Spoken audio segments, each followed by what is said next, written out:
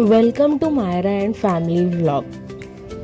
आज सकाळी मी नाश्त्यामध्ये सगळ्यांसाठी बनवला होता उपमा. उपमामध्ये भरपूर साऱ्या भाज्या वगैरे घातलेल्या खूप आवडतात. फक्त एवढंच की शेंगदाणे घातलेले मला बिलकुल आवडत नाही, म्हणून त्यासाठी मी अगोदर शेंगदाणे भाजून साईडला ठेवते, कारण का अनिरुद्धला शेंगदाणे हे खूप आवडतात, म्हणून त्याला मी वरून टाकून देते आणि मी विदाऊट शेंगदाण्याचं घेते. आणि आज आमच्या मॅडमची तब्येत बरी नव्हती. रात्रीपासून तिला सर्दी, ताप, खोकला होतं, म्हणून तिला नेलं होतं आज डॉक्टरकडे.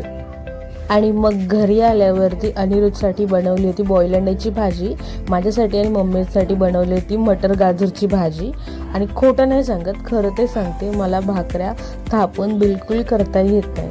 मी नेहमी भाकऱ्या लाटून करते, तरीसुद्धा माझी भाकरी मस्त टम्म अशी फुगते आणि मऊ लुसलुशीत देखील होते. आणि मग ते सगळं झाल्यानंतर आम्ही दोघींनी केलं गार्डनिंग.